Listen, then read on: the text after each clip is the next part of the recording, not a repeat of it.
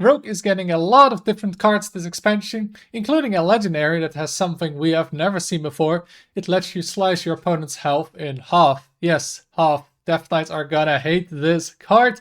That and all the other cards we are gonna be reviewing in this video. Now let's get started with the first card for Rogue, which is Deja Vu, a 1 mana spell. Discover a copy of a card in your opponent's hand. It costs 1 less. Getting a card from the opponent for 1 mana. We've already seen that before with Nightmare Fuel in the first set of the year, Emerald Dream. And this card, it's a bit different because you get it from your opponent's hand instead of the deck. It can be any card, and it makes the card cost 1 less instead of a Dark Gift.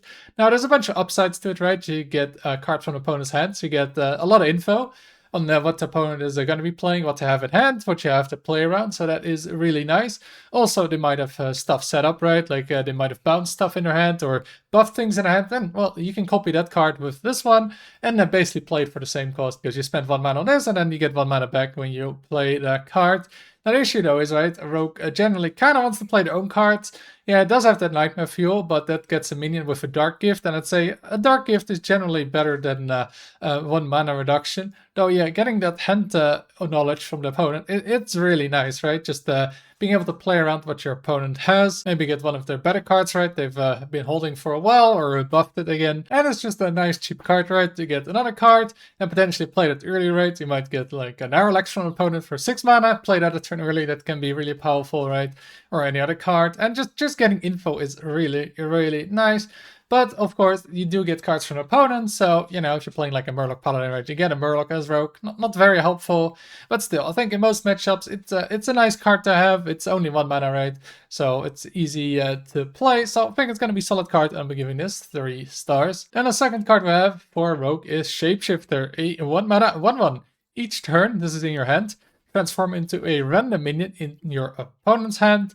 So yeah, just like the previous card, this is going to be giving info on your opponent's hand. And this card is very, very similar to Chameleos, though that was any card I think, and this is just a random minion. But yeah, Chameleos was pretty unplayable. Like, yeah, you get something in your opponent's hand. In this case, a minion. But yeah, you have no way to set up what you get, right? Like maybe on turn 8 you get a 9-drop, and on turn 9 when you want to play the 9-drop you get a 1-drop instead, right? It's just way too random.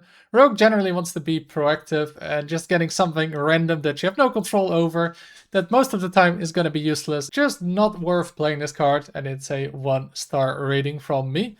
Then we're going to the next one, which is Flashback, a 2 mana spell. Summon 2 random 1-cost minions from the past. Combo with +1 attack, so you get like 2 1s, 1 1s, 1 2s most of the time, right?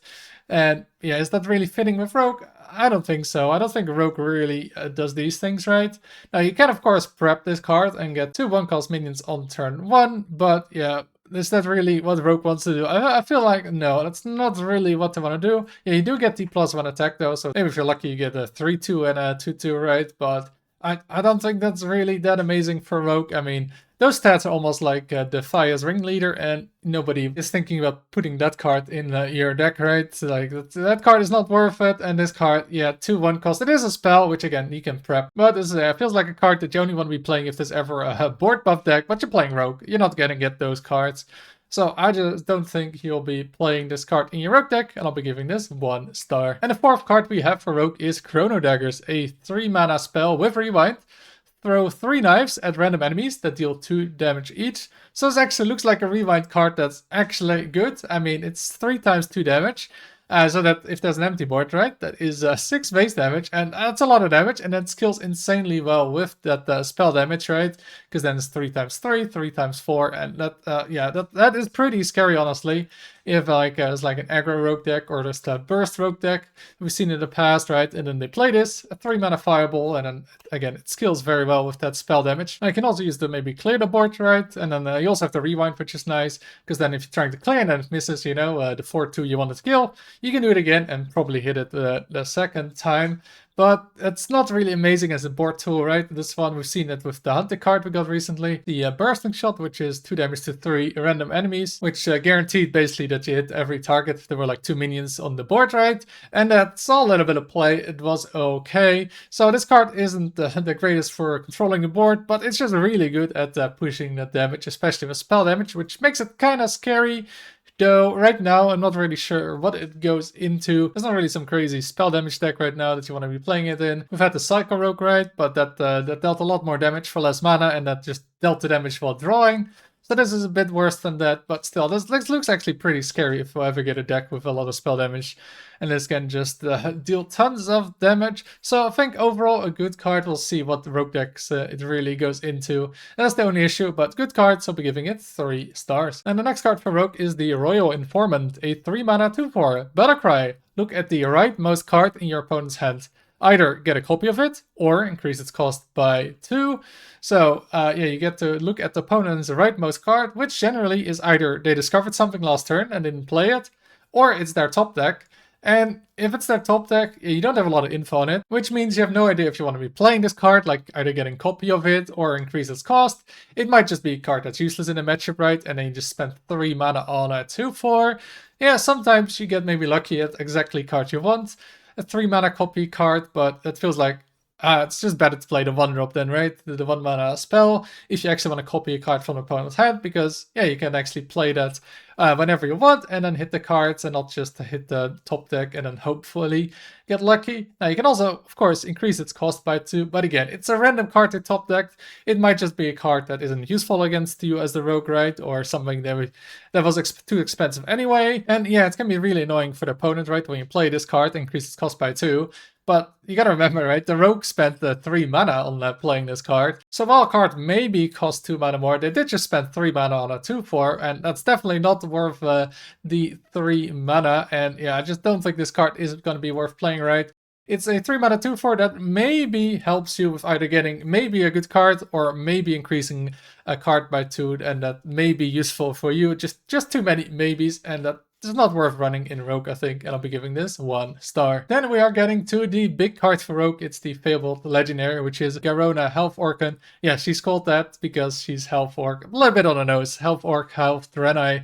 So it's a 4 mana 5/4 minion with Battlecry.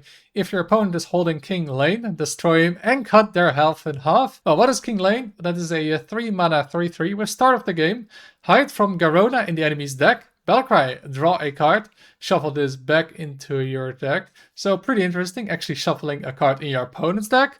And then we have the Kingslayers, a 2 mana 3/2 weapon. After your hero attacks, both players draw a legendary card. So this is a very interesting card because there's a lot of different synergies between them, right? First of all, yeah, King Lane. This is a terrible top deck for the opponent, right? Because you play it to get rid of it, otherwise they might be playing Garona, right? But then you don't even develop a minion, right? Because it shuffles right back into your deck. You just draw a card, so it's like 3 mana draw cards. Pretty horrible. So you really don't want to be drawing that as the rogue's opponent. Then we have the Kingslayers, which draws a legendary for both. So obviously you try to play the Kingslayers to tutor the opponent's card, King Lane, for them. You can also tutor your own Garona with it, right? So if your opponent is not playing legendaries, you're not playing legendaries. Besides Garona, you can play the Kingslayers, hit your opponent with it, and then you draw Garona, and they draw King Lane, and then you play Garona, and bam, King Lane is gone, and you just decimated your opponent in half. Now, I'm not sure on this one, but I think Garona is going to be glowing yellow if it's active, just like some other card, right? We've had the 4 mana 3/4 that shuffles the opponent's card in their deck if you had the same card in your hand. That one glows yellow if it's active, so I assume this is going to be the same, so you actually see when it's active. And that's kind of a big deal, right? Because it also forces your opponent to be playing King Lane, because they know at any moment the rogue can just play the card and just cut your HP with it, but that doesn't require your opponent to have it, of course. And that also means that if the opponent doesn't have King Lane, yeah, Garona is kind of useless. It's a 4 mana 5/4, not the greatest, so that is a bit of an issue. Also, if your opponent is like a pretty low health rate, it's not gonna do a whole lot. But if you're facing a Death Knight, right, to go to like 50, 60 health, and then you play this card, yeah, that's pretty incredible. Though it depends on the matchup, right? Some decks just get a lot of armor, right? The Starship decks, and then cutting a health in half doesn't really matter much if they have 50 armor. And then you also have the weapon, which draws cards for both of you. So that means it's kind of varying in how good it is. Like against some decks, you can guarantee getting King Lane for the opponent. And against other decks, you just give them an extra card for free, and then you kind of don't want to do it, right? You might just draw them the legendary they really want. So what does this overall mean for the card? So I think it's pretty situational, right? Because you need a lot of things to go right. for this to work. But yeah, just shuffling King Lane into your opponent's deck is actually really, really strong, right? You might just deny them a draw because they draw it, and they might feel forced to play it because they don't want to get Garona'd. And that can be just pretty annoying by itself, even if you never draw Garona. Now the weapon, yeah, it feels pretty weak. Like, you just don't want to give your opponent card draw, right? That's pretty bad. And also, yeah, the effect, it doesn't work in every matchup, right? You're facing like an aggro Demon Hunter, then cutting the opponent's health. It doesn't really matter much when you're just dying to the board, right? So it's pretty useless in a lot of matchups. And then, yeah, if you draw the weapon and Garona, it's pretty awful. But still, I think, like, just in the slower matchups, right, giving the opponent King Lane sometimes, that's really annoying. Especially if the opponent is drawing a lot. This can be really awkward. Like, just not a card you want to have in your hand. When you're full health, it just makes you have to play around Garona all the time. So pretty hard card to judge. I think I'll be giving it 3 stars. Like, it's pretty situational, but also often just can be really strong or annoying to play around having King Lane as the opponent. So yeah, weird card, but yeah, we'll see how it plays out if Rogue actually wants to play this, or how annoying it is to play against it. Then we have Troubled Double, a 4 mana 3/3 with Stealth. Combo, summon a copy of this. Now, by itself, 2 3/3s for Stealth for 4 mana. Yeah, I wouldn't say that's amazing, right? There's something that you probably want to be buffing, but yeah, you're playing Rogue, so hand buffs, I don't think really are a thing with Rogue. Don't think they'll be getting that in the future either, right? It's not really something they do. And then I just don't really see what you want to be playing this in, right? Like, we had this kind of card in the Hunter, right? The Mythical Rune Bear, which was only good because you actually got to buff it a bunch of times. Only then it was good. This one, yeah, it's not going to get buffed, and by itself, just the 6/6 with Stealth that's spread out over 2 bodies just doesn't seem worth it for a Rogue. I just don't really see what deck you want to be playing it in. It can die to AoE, and then even then, all you get is some 3/3s. Just not amazing. Like, the only deck I could maybe see this playing is an aggro Rogue deck, but there's just no aggro Rogue decks really at the moment that you can play this in. It doesn't have a tribe, right? It's not a pirate, so yeah, I don't really see why you would want to play this card in pretty much any deck, so I'll be giving this 1 star. Then let's go quickly towards the next card, which is Fast Forward, a 4 mana spell. Draw 2 cards, pick 1 to have its cost reduced by 2. So by itself, 4 mana draw 2, pretty helpful, right? Rogue is more looking at like a 2 mana draw 2, but you do get to reduce a card by 2. So in essence, it can be 2 mana draw 2, right? If you get to reduce a nice card by 2 mana. However, I think the issue with Rogue is that a lot of cards are like 1 or 0 mana, right? Like, you'd play this, you draw a Shadow Step and a Prep. Yeah, it is just 4 mana, draw 2 cards. Now, then again, you do draw Shadow Step and Prep then. But it feels like, you know, you could have used other cards to draw to get those cards instead. Now, it does allow you to maybe cheat out something earlier, right? If you get lucky. I think it is pretty inconsistent just to get that occasional high roll, right? Maybe get, again, a card like Narrowlex down to 5 mana. I mean, that could be really good, but how often is that going to happen? And are you going to be playing this card for 4 mana by turn 4 over other cards? I'm not exactly sure, but maybe next year when the cards are rotating, right, like Dubious Purchase, maybe Rogue wants some more draw, and this might be okay in it then. Like, still, 4 mana draw 2, pretty expensive, but with Prep, right, it's 2 mana and draw 2, and then reduce a card by 2, so in a way it can be 0 mana overall. It just might be playable just for the occasional high roll, and just for that, I'll be giving this 2 stars. Then the second legendary for Rogue we got is Time Admiral Hooktail, a 5 mana 4/6 Dragon Pirate. Battlecry, summon a 0/8 chest for your opponent. It's full of coins, and then, well, you get this timeless chest, and then if you kill it, your hand will be filled with coins. I haven't seen many cards like this before, right? We had Marin that also had an 0/8 chest, and you got one of those Marin treasures that now you just get for 7 mana with the Battlecry. And yeah, that just never saw play. Like, having to kill your opponent's minion is just not great, right? Like, first of all, you need 8 damage set on the board to then get it, because you need to push 8 damage into the minion, and then, yeah, what do you want to play this in? Like, yeah, the card is a Dragon Pirate, but if you're playing this in the aggro deck, do you really want to give your opponent basically 8 health by forcing yourself to trade into this? I'm not sure. Yeah, maybe there's the Rush card, right? But most cards don't have Rush, and then are you really going to be doing that? Pushing 8 damage into this just to get coins in a pirate deck? That has a low curve. Yeah, you get a lot of coins, but then a lot of coins don't do much because all the cards are already cheap, and then getting more mana with those coins doesn't do much because you could already play all the cards and you just don't want to overextend, or you're playing this in a slower deck, right? And then your hand is kind of failed. Like, why play this? you get like a couple of coins, but you have to spend 5 mana on a 4/6, and you have to deal 8 damage to the minion, the Timeless Chest. That seems pretty awful. I'm not really sure what it goes into, though. Yeah, it is a chest full of coins, so maybe there's some way to combo it, right, to cheat mana, although again, with the Pirate, the Scoundrel, it's like, do you really need this? I feel like you don't really need this for anything, so I just don't know what you really want to be playing this in, because either you get a lot of coins and you can't really use them, or you don't get a lot of coins, and then why play this card? I don't think you need it for a combo. And then, yeah, maybe if there's going to be some coin synergy in the future, right, like Wishing Well, then maybe, but yeah, that would need very specific cards to make this worth it. So I just don't think you want to be playing this right now, and I'll be giving it 1 star. And the final card for Rogue is Dethrone, a 7-mana shadow spell. Destroy a minion. Combo, summon a random 8-cost minion.